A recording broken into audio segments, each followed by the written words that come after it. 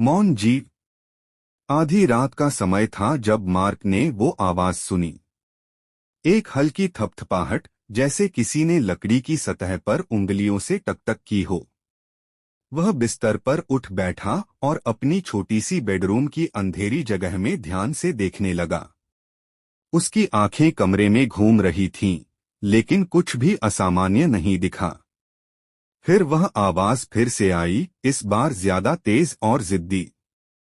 उसने अपने कान लगाए और महसूस किया कि आवाज नीचे से आ रही थी। शायद हवा होगी, उसने खुद से कहा, अपनी रीढ़ में उठती बेचैनी को दूर करने की कोशिश करते हुए। लेकिन थपथपाहट जारी रही, अब और तेज, जैसे जो भी यह आवाज कर रहा था वह अब इंतजार नहीं कर सकता था। मार्क बिस्तर से उतरा, यह ध्यान रखते हुए कि उसकी पत्नी न जाग जाए, जो उसकी बगल में गहरी नींद में सो रही थी। उसने अपना फोन उठाया और उसकी हल्की रोशनी से रास्ता बनाया। लकड़ी का फर्श उसके पैरों के नीचे चरमरा रहा था जब वह संकरी सीढ़ियों से नीचे उतरने लगा। जैसे ही वह आखिरी सीढ़ी पर पहुंचा, थपथपाहट अचानक रुक गई। घर में एक अजीब सी खामोशी छा गई। मार्क वहीं रुक गया, उसका दिल तेजी से धड़क रहा था। वह किसी भी हलचल की आवाज सुनने की कोशिश कर रहा था। फिर बिना किसी चेतावनी के वह आवाज फिर से आई, इस बार बिल्कुल उसके पीछे से।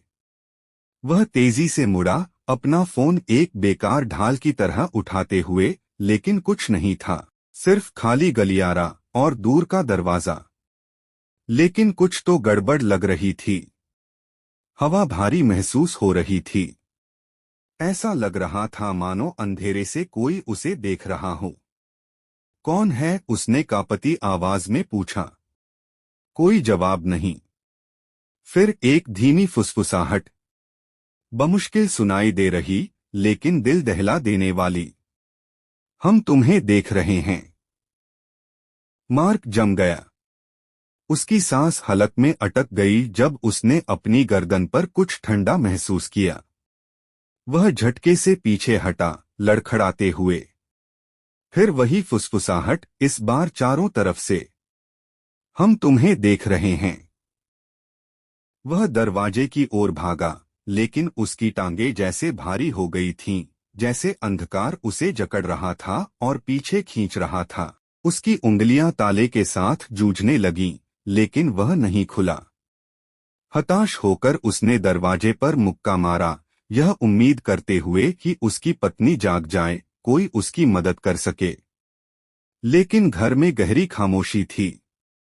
अचानक थपथपाहट फिर से शुरू हो गई, इस बार और भी तेज और करीब। मार्क ने दरवाजे से पीठ टिकाई और मुड़कर देखा। वे वहां थे, छायाओं से निकलते हुए सफेद शरीर। उनकी आंखें काले खाली गड्ढे थीं, उनकी खाल पतली हड्डियों पर कसकर खींची हुई थी। वे बिना आवाज किए चल रहे थे, उनके पैर जमीन को छू नहीं रहे थे, और वे धीरे धीरे उसकी ओर बढ़ रहे थे। हम तुम्हें देख रहे हैं, उन्होंने एक साथ फुसफुसाया। अब उनकी आवाज में नरमी नहीं, बल्कि घृणा भरी थी। मार्क ने अपनी गर्दन के चारों ओर ठंडी उंगलियों का दबाव महसूस किया, और अंधकार ने उसे पूरी तरह से निगल लिया। ऊपर उसकी पत्नी हल्की सी हिली, पर सिर्फ एक पल के लिए। उसने कभी कुछ नहीं सुना। घर फिर से शांत हो गया। फिलहाल